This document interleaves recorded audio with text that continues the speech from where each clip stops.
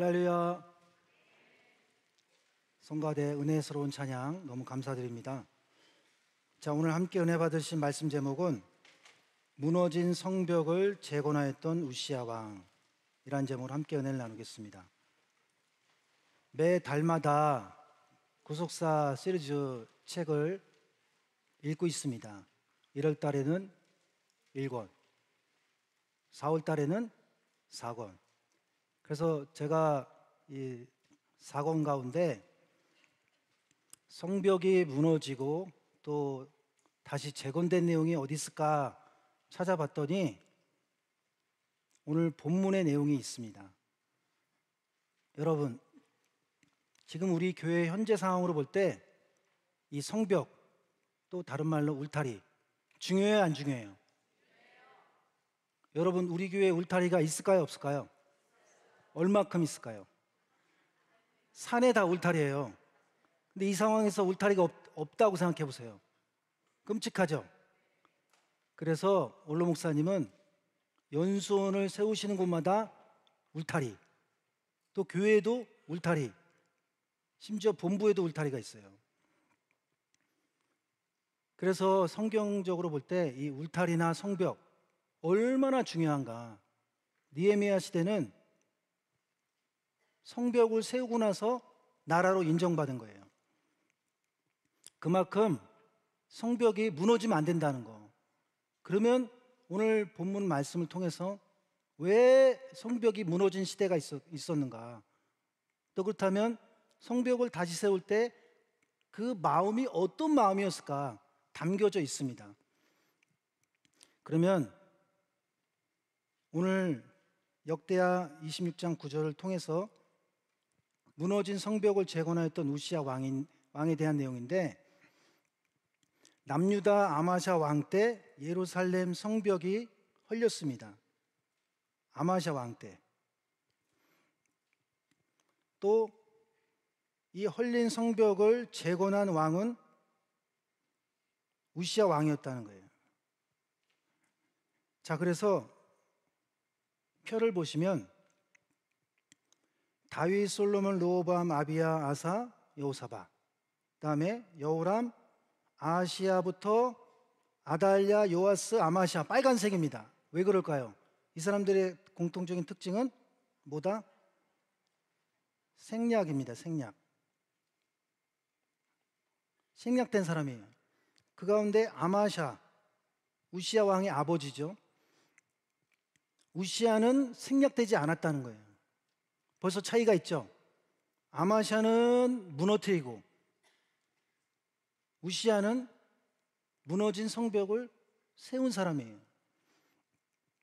그러면 도대체 왜 아마샤는 나라의 성벽이 헐릴 정도로 그렇게 놔뒀는가? 또 반대로 우시야는 이 성벽을 세울 때, 다시 부분적으로 재건할 때 어떤 마음이었을까? 궁금해요, 안 궁금해요? 안 궁금해도 궁금하다 그래야겠죠. 자, 첫 번째로 아마샤는 어떤 왕인가? 아마샤는 놀랍게도 처음부터 악한 왕이 아니라 선했다 악해진 왕인데 극악해진 왕이에요. 근데 처음에는 너무 말씀에 순종을 잘했다는 거예요. 이것은 도저히 순종할 수 없는 상황에서 순종했다는 거. 그 내용은 뭐냐면, 남유다가 아마샤 왕 때 에돔과 전쟁할 때가 됐을 때 이 아마샤 왕은 순간 군인들이 없으니까 북한에서 사와야겠다. 오늘날 우리나라로 말하면 말이 안 되죠. 북이스라엘에서 사오다니 10만 명의 군사를 사왔어요. 근데 그때 하나님의 사람 선지자가, 아니 왕이 그렇게 저 북한하고 친하면 되겠냐고, 하나님이 함께하지 않는다, 그 말에 순종하고 다시 돌려보냈어요. 여러분, 돈으로까지 주고 샀는데 다시 순종해서 돌려보낸다는 거 결코 쉽지만은 않습니다. 그래서 자, 우리 역대하 25장 6절 7절 읽겠습니다. 화면에 있으니까 시작.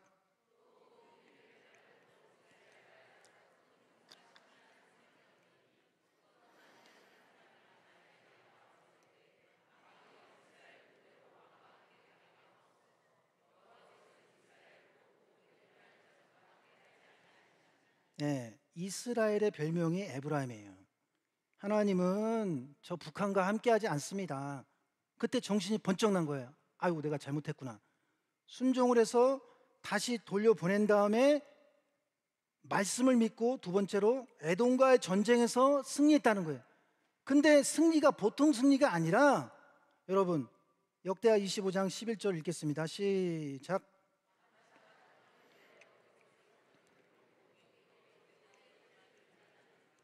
담력은 용기를 내서 싸웠는데 1000명도 많이 죽은 건데 1만 명이 죽었어요.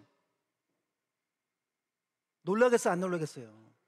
아마샤도 놀란 거예요. 근데 여기서부터 문제가 시작됐어요. 너무 갑작스럽게 이기니까, 여러분, 겸손이 동반되지 않은 형통은요, 하나님의 무서운 테스트입니다.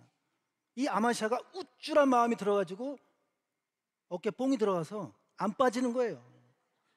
도저히 그때부터는 주체가 안 되는 거예요. 그러니까 좋은 일도 조금 이렇게 고난도 있고 섞어가면서 와야지, 갑자기 떼부자가 된다? 교회 안 나올 가능성도 있는 거예요.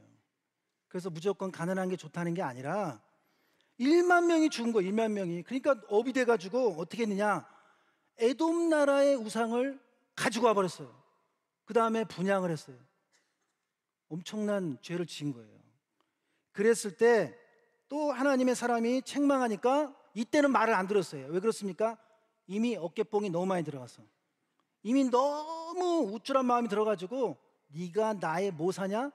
오히려 야단을 친 거예요. 그럴 때 하나님의 사람 선지자가 아예 멸망을 선포해버려요. 그래서 세 번째, 북이스라엘 침략으로 이때 북이스라엘이 10만 명의 군사를 다시 하나님이 끄집어냅니다. 사마리아로 돌아갔던 그 10만 명이 돌아와 버려요. 전능하신 하나님이 그 10만 명의 마음을 격동을 시켜버렸습니다. 화를 나게 한 거예요. 그래서 남유다를 침략하게 하고, 이때 정신을 차렸어야 되는데 또 못 차린 거예요. 자, 그 내용이 이때 침략을 당해서 이때 허물어진 거예요. 400규빗이 182m입니다. 182m가 헐렸습니다. 자, 역대하 25장 23절 읽겠습니다. 시작.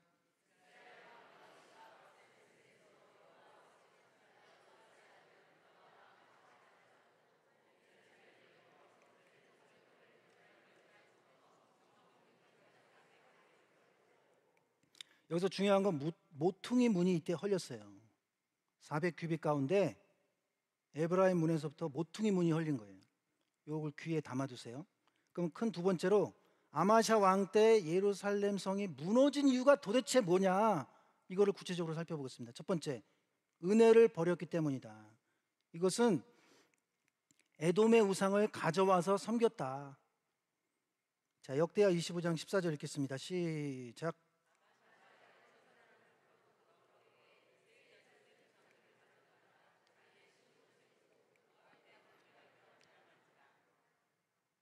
이 우쭐한 마음이 얼마나 무서운 건지 알 수가 있습니다. 그러니까 우리도 뭔가 좋은 일이 있으면 겸손하면 그건 아무것도 아니야, 생각도 안 하는데 자기도 모르게 웃음이 나올 수 있죠. 조심해야 됩니다. 그래서 사권에서는 아마샤가 승리한 후 교만하여 하나님의 은혜를 저버리고 에돔 우상을 가져와 섬기는 순간, 심장폐부를 살피시는 하나님은요, 그 순간 다 알고 계신 거예요. 그 순간 하나님께서 사마리아로 돌아간 북이스라엘 용병 10만 명을 사마리아에서 다시 다 나오게 했다는 거, 화가 나도 한꺼번에 화가 나게 한다는 거, 하나님만이 하실 수 있는 거예요. 그래서 유다 성읍들을 침략을 했다. 두 번째, 승리감에 도취됐기 때문이다. 자, 반복되는 내용이지만 읽겠습니다. 역대하 25장 11절 시작.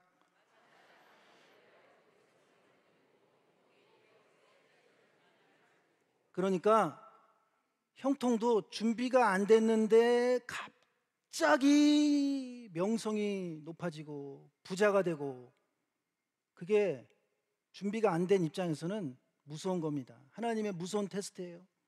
그래서 뭐가 겸손이냐? 자기가 뭘 잘하는지 모르는 거예요. 뭘 잘하는지. 너무 아파서 자기 잘하는 걸 못 느껴요. 너무 바빠서. 난 운전을 너무 잘해. 뭐 한 가지만 잘하면 그냥 뭔가 자랑거리가 될 수 있는 거죠. 세 번째는 말씀에 귀 기울이지 않았기 때문이다. 다른 말로 하면 성벽을 쌓지 않았다. 여러분, 느헤미야 시대를 볼 때, 또 우리 교회 상황을 볼 때요, 두 가지를 똑같이 잘해야 돼요. 하나는 성벽을 쌓는 거, 또 하나는 성벽 쌓으면 뭐합니까?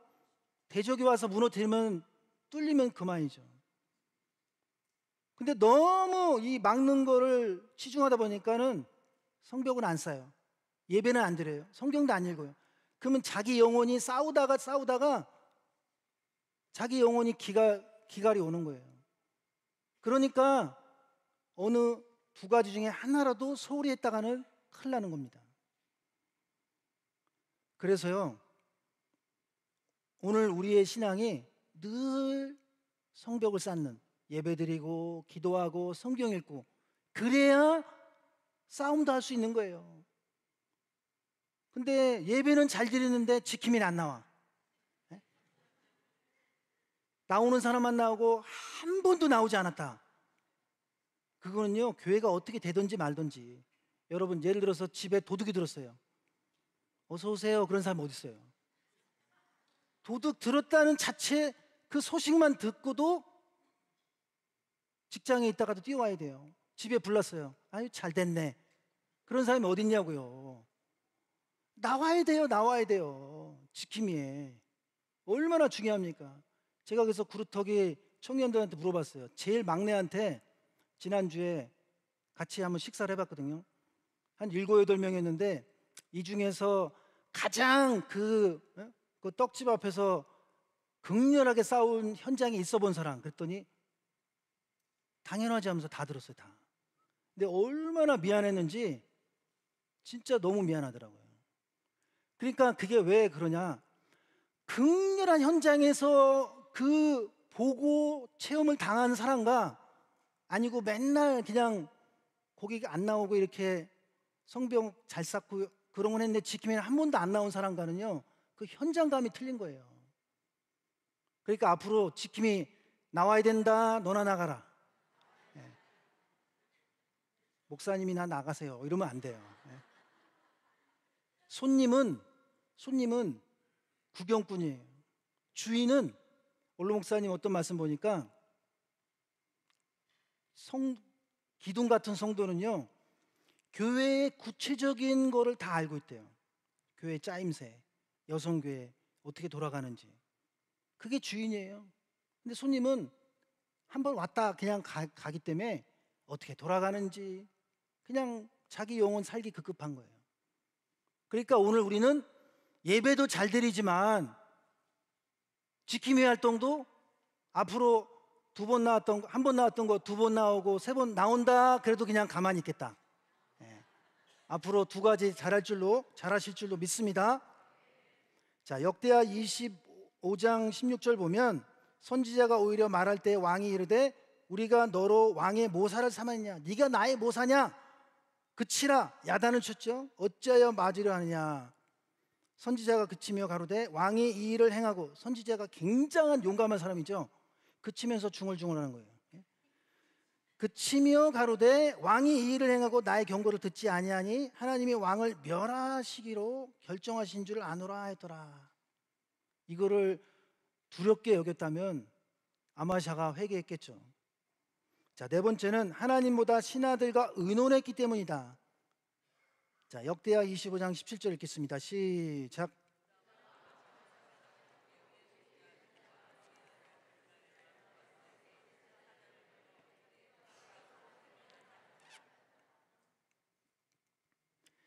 이 의논한지라, 이걸 뭔 말인지 한국말로 잘 모르겠어요. 예?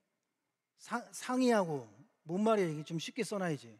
그래서 찾아보니까 공동번역에는 신하들과 의논했다. 근데 그 정도가 아니라 원어를 볼 때는 야츠, 충고하다, 조언하다. 그러니까 이 신하들이 얼마나 격동을 시켰는지, 왕이시여 그 선지자 말 들으면 되겠습니까? 그 북이스라엘, 아니 그 북한 사람들 말이야 가만 놔두면 되겠습니까? 격동을 시킨 거예요. 4권에 보니까 아마샤는 신하들의 충고를 받고 승리욕과 명예욕에 사로잡혀 격분하였고, 억양이 중요하죠. 그냥 격분하였고 이게 아니라 격분하였고 곧바로 이스라엘에게 당한 일을 보복하려고 요아스 왕에게 선전포고를 했다. 그 10만 명이 자기 나라에 쳐들어왔기 때문에 선전포고한 거예요. 그래서 지금까지 내용을 정리해 보면 아마샤 왕 때 예루살렘에서 이 에돔으로 전쟁을 나가요. 근데 이때 처음에는 10만 명의 북이스라엘 군대를 의존했다가 하나님의 사람의 책망을 듣고 다시 돌려보내죠. 그래서 다시 돌아간, 예루살렘으로 왔다가 돌아간 북이스라엘의 그 10만 명의 군사가 아마샤 왕이 에돔의 우상을 섬기는 순간, 가져오는 순간 하나님이 다시 돌아오게 하는 거예요. 베세메스에 들어와서 3천 명을 죽이고 침략을 했어요. 이때 신하들이 회개하십시오 이게 아니라 격동을 시키니까 아마샤 왕이 북이스라엘 왕에게 선전포고한 거예요. 그래서 이 10만 명의 군사가 예루살렘으로 가서 아마샤까지 포로로 잡아갑니다. 그리고 400규빗 성벽을 헐어버립니다. 그렇다면 큰 세 번째로 무너진 성벽을 재건하였던 우시야는 어떤 왕이냐, 어떤 훌륭한 왕이었느냐. 놀랍게도 첫 번째 16세 왕이 됐는데 말씀에 밝았다. 여러분, 솔로몬이 몇 살에 왕이 됐을까요? 구속사 4권에 있는데 아는 분? 손 들어보라고 안 할게요. 20살에 왕이 됐습니다. 근데 원로 목사님은 뭐라 그러셨냐면 왕으로서 20살이면 어린 거예요, 많은 거예요? 너무 어리잖아요. 우리 보통 사람은 야, 저렇게 해가지고 어떻게 왕이 돼? 그럴 텐데 원로 목사님은 너무 다행이다 그러셨어요. 왜 그러냐? 너무 아무것도 모르고 어리니까 솔로몬이 기도밖에 안 했대요. 심지어 그래서 솔로몬의 무릎이 낙타 무릎이 됐다는 거예요. 기도의 사람이었다는 거예요. 그렇게 기도의 사람이었기 때문에 일천번제를 드렸고 지혜의 축복을 받은 거예요. 마찬가지로 16세의 왕이 됐던 우시야 왕도 너무 어리지만 다행히도 말씀에 밝았다. 자, 역대하 26장 1절 읽겠습니다. 시작.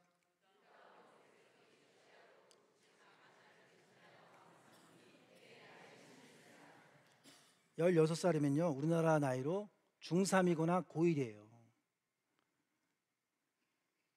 그런데 요시야 왕은 몇 살에 왕이 됐을까요? 성경에서 가장 어린 나이에 왕이 된 사람, 요아스는 6살이에요. 여호야다가 아달랴의 그 다윗 왕가를 진멸할 때 숨겨둔 그 갓난아기가 6살에 왕이 됐어요. 그럼 6살짜리가 무슨 통치를 하냐? 또 요아스 왕 말고 요시야 왕은 8살에 왕이 됐어요. 16살도 어린데 8살짜리가 무슨 나라를 통치하냐? 근데 원로 목사님은 뭐라 그러셨냐면 8살밖에 안 됐지만 요시야 왕이 됐을 때 아브라함의 경륜을 주고 연륜을 주고 지혜를 줘서 솔로몬의 지혜를 줘가지고 나라를 통치하겠다는 거예요. 그러니까 우리가 볼 때는 저 사람은 안 돼, 저 사람은 너무 어려, 저 사람은 이래, 그렇게 생각할지 모르지만 하나님이 세운 사람은요 하나님께서 지혜를 주시고 은혜를 주시고 능력을 주신다는 거예요. 그러므로 우리 교회도 지금 상황으로 볼 때 뭐 전도가 되냐, 또 교회가 너무 어렵다 하지만 하나님이 한 번만 역사해 주신다고 할 때 모든 문제 해결될 뿐만 아니라 전도가 될 뿐만 아니라 앞으로 강력한 구속사의 열풍을 일으킨다는 것을 믿으시기 바랍니다. 이 우시야 왕이 그랬다는 거예요. 자, 역대하 26장 5절 읽겠습니다. 시작.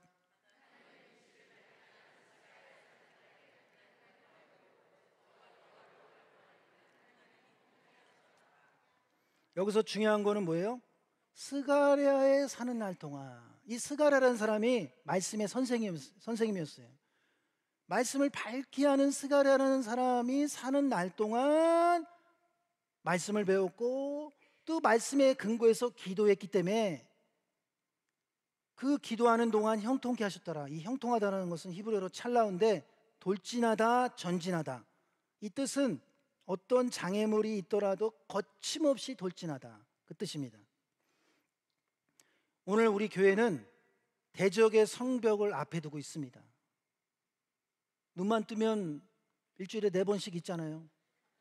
인간의 힘으로는 도저히 그 대적의 성벽을 뚫고 전진할 수가 없습니다. 그래서 중요한 게 뭐냐? 말씀을 밝히 하는 기도가 중요한 거예요. 기도가. 뭐가 성벽 쌓는 거냐?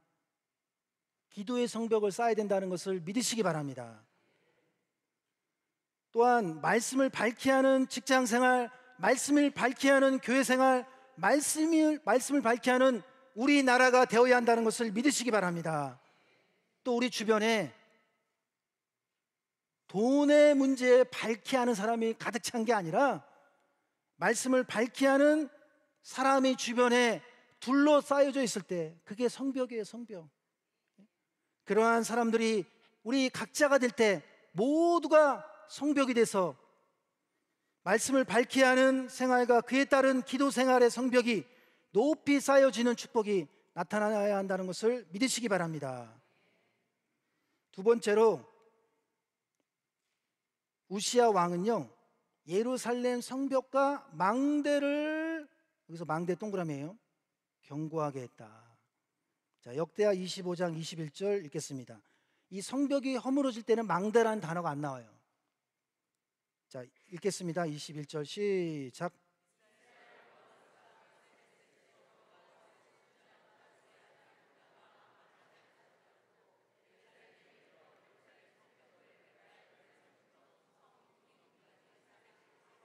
네. 그러니까 여기에는 망대가 안 나오죠. 근데 우시야 왕이 망대를 집어넣었어요. 자, 읽겠습니다. 26장, 역대하 26장 9절 시작.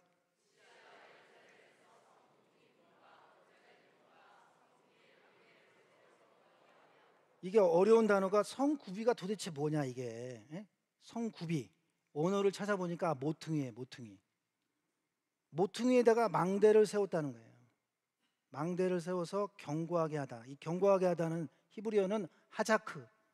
꽉 붙잡다. 아무리 대적의 방해가 심한다 할지라도 우리 교회를 하나님이 꽉 붙잡고 있다는 것을 믿으시기 바랍니다. 우리 마음을 하나님이 꽉 붙잡고 있다는 것을 믿으시기 바랍니다. 뭐에 붙잡혀야 되냐?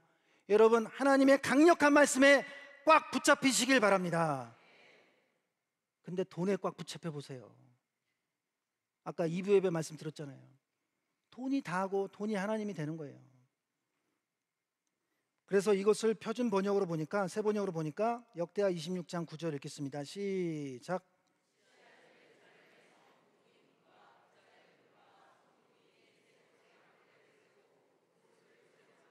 여러분, 망대가 뭐예요? 망 보는 데예요. 망 보는 데. 아무리 성벽이 튼튼해도요, 망을 안 보면 적군이 오는지 관심도 없으면 어떻게 돼요? 결국에는 무너지는 거예요. 그러니까 우시야 왕은 자기 아버지가 성벽 무너뜨린 것에 대해서 이건 망대 문제다 해서 망대를 3군데나 세운 거예요. 무너진 데다가. 얼마나 심혈을 기울이고 우시야 왕이 이 성벽 문제에 대해서 관심이 있었는지 알 수 있는 대목이라 할 수 있습니다. 그래서 이 그림을 보시면 이 모퉁이 문에서 골짜기 문까지 여기 다시 리모델링을 한 거거든요. 이 구간 안에 망대가 3개나 있었다는 거예요. 얼마나 망을 그냥 철저하게 감시를 했는지 지킴이를 갖다가 뭐 하루에 뭐 우리가 지금 예를 들어서 3팀이다. 3팀 정도가 아니라 한 10팀. 그럼 너무 힘들겠죠. 그 정도로 할 정도로 망대를 세워서 감시를 철저하게 했다는 것입니다. 다시는 내가 성벽을 내가 통치하는 동안 헐리게 하나 봐라. 내가 망보는 것만큼은 철저하게 하겠다. 그런 마음이었다는 거예요. 그런데 성경에서 망대가 누가 되어야 되느냐? 자, 읽겠습니다. 두 군데. 시편 61편 3절 시작.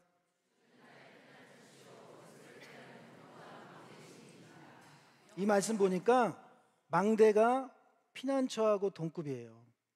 그만큼 망대는 얼마나 중요하냐? 아무리 사방에 적군으로 둘러싸여 있어도요, 하나님이 숨겨놓은 피난처에 숨어 있다면 안 잡혀요. 다윗 왕처럼. 근데 아무리 피난처가 성이 높아도요, 망대가 없으면 적이 들어오는 걸 모르기 때문에 뚫리거든요. 그래서 제일 견고한 망대는 누구다? 하나님이라는 거예요. 자, 잠언서 18장 10절 읽겠습니다. 시작.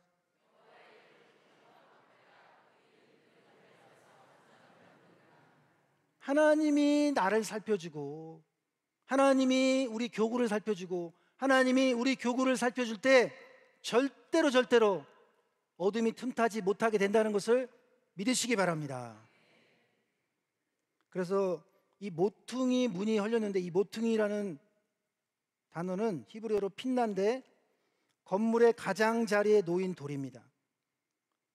그래서 가장자리이기 때문에 반듯해야 돼요? 삐뚤어져야 돼요? 완전 직각이 돼야 돼요. 조금이라도 삐뚤어지면 높이 쌓일수록 삐뚤게 성벽이 쌓이는 거예요. 건물도 마찬가지고. 그래서 전체 수평이 맞지 않는다. 이 그림을 보시면 모퉁이 돌이 맨 밑에 있죠. 근데 만약에 이게 이렇게 삐뚤어졌다, 그러면 성벽이 삐뚤어지게 쌓여질 거 아니에요. 그래서 모퉁이 돌은 예수님입니다. 그러니까 우리 신앙생활의 기초는, 모든 성도, 모든 교회, 모든 신앙생활의 기초는 오직 예수라는 거예요. 그 말씀이 에베소서 2장 20절 읽겠습니다. 시작.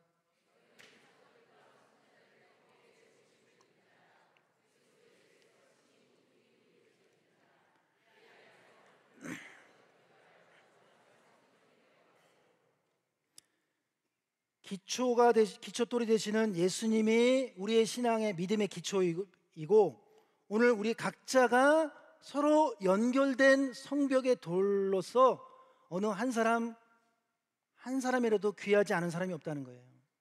저 사람은 지킴이 안 나와, 그냥 패스해, 알려주지도 마, 그러면 돼요, 안 돼요? 그럴수록 그 사람한테 따뜻하게 해주고, 그럴수록 그 사람한테 좋은 말 해주고 그래야죠. 여러분, 이소부화에 나그네가 지나갑니다. 구름하고 태양이 싸웠어요. 누가 이겼어요? 구름이 바람을 세게 불어가지고 옷을 벗기려고 그랬더니 더 입잖아요. 근데 태양이 따뜻한 말 한마디, 그걸로 그냥 끝나버리잖아요. 그러니까 오늘 교회의 본질은요, 영혼 구원이에요. 따뜻한 신앙이에요. 대적과 싸울 땐 싸우지만 모두 전환을 잘해야 돼요. 모두 전환 잘하려면 멘탈이 강해야 되고, 그러려면 성벽을 열심히 쌓아야 된다. 성벽은 쌓지 말고 그냥 싸우다 끝나야 된다. 답은 잘 알고 있죠, 우리가. 그래서 두 가지 잘하는 게 이렇게 중요하다는 거예요. 그렇기 때문에 이 현장에서 싸우는 그런 체험이 있는 입장에서 볼 때요, 이 싸우는 분들에 대해서 조금이라도 소홀히 했다가는 안 되는 거예요. 왜 그렇습니까? 연결됐기 때문에, 서로가 완전 똘똘 뭉치고 하나 돼야 성벽이 튼튼하기 때문에, 싸우는 건 잘하는데 뭔 못해 이렇게 평가하거나, 예배는 잘 드리는데 지킴이는 안 나와, 그럴수록 감싸주고 이해해주고 사랑의 말을 해줄 때 따뜻한 말 한마디에 훈풍이 불고 하나로 똘똘 뭉친다는 것을 믿으시기 바랍니다. 자, 세 번째로 우시야 왕은 하나님의 도움을 받는 왕이었다. 역대하 26장 15절 읽겠습니다. 시작.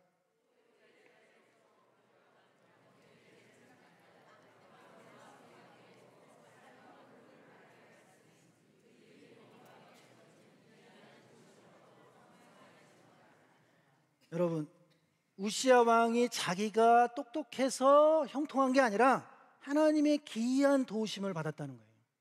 오늘날 우리 교회도 하나님의 기이한 도우심의 역사가 반드시 일어나야 된다는 것을 믿으시기 바랍니다. 나사로의 뜻이 뭐냐? 하나님의 도움이에요.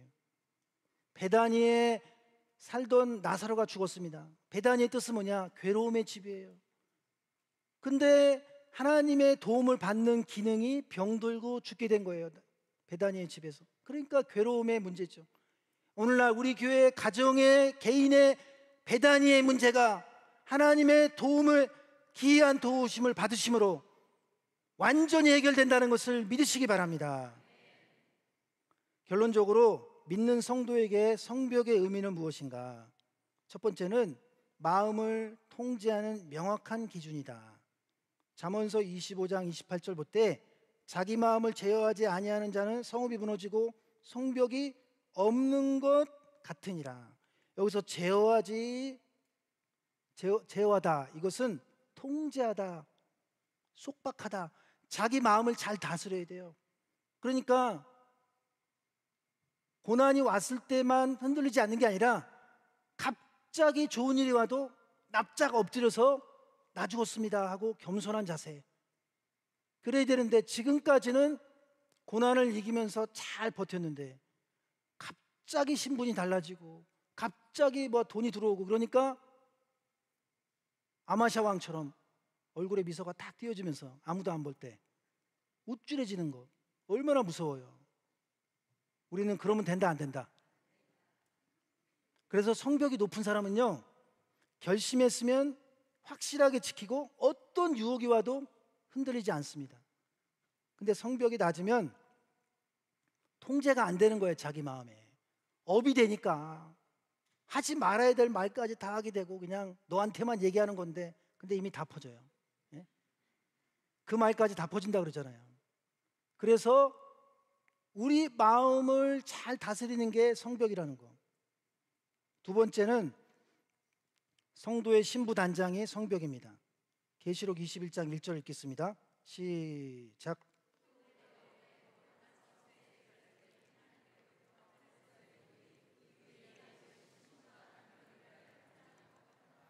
그러니까 상대편이 문제다, 각자 내가 문제다.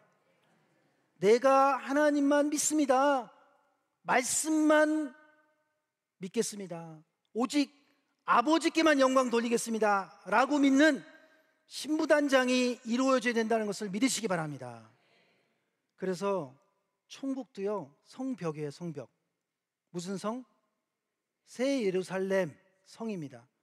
이 땅 위에서 신랑 되신 주님께서 오실 때 우리가 믿음의 성벽, 은혜의 성벽을 높이 쌓을 때, 쌓아둘 때 신부단장이 정확하게 된 거예요. 그러니까 결국에는 신부단장은 뭐냐? 은혜를 쌓아둬야 된다는 거예요. 은혜를 쌓았는데 집에 가가지고 화딱지가 나가지고 에이 확 다 쏟아버려요. 그러면 안 되잖아요. 그러니까 자기 마음을 잘 다스리면서도 어떤 일이 와도 흔들리지 않는, 견고하게 해주시는, 아까 우시야 왕이 성벽을 견고하게 했다 그랬죠. 하자크, 하나님이 우리의 마음을 꽉 붙잡아 주실 때 흔들리지 않는 성벽이 된다는 것을 믿으시기를 주님의 이름으로 축원합니다. 기도하겠습니다. 살아계신 아버지, 오늘 우리 교회의 여러 가지 어려운 상황, 하나님의 기이한 도우심이 아니면 흔들릴 수밖에 없고 또한 무너질 수가 있습니다. 그렇기 때문에 우리 교회를 불쌍히 여겨주셔서 베다니의 괴로움의 문제를 나사로를 살려주신 것처럼 하나님의 도움받는 체험이 살아나게 하여 주시옵소서. 어떤 고난과 역경이 있다 할지라도, 아무리 좋은 일이 있어도 오직 하나님만 바라보게 하여 주시옵소서. 조금도 흔들리지 않고 견고한 믿음의 은혜의 성벽이 되게 하여 주시옵소서. 은혜를 쏟아버리지 않게 하여 주시옵소서. 저희들 각자가 지금까지 받은 은혜 하나님께만 영광 돌리게 하여 주시옵소서. 그렇게 될 줄로 믿사옵고 사랑 많으신 예수 그리스도의 이름으로 감사드려 싸움나이다. 아멘.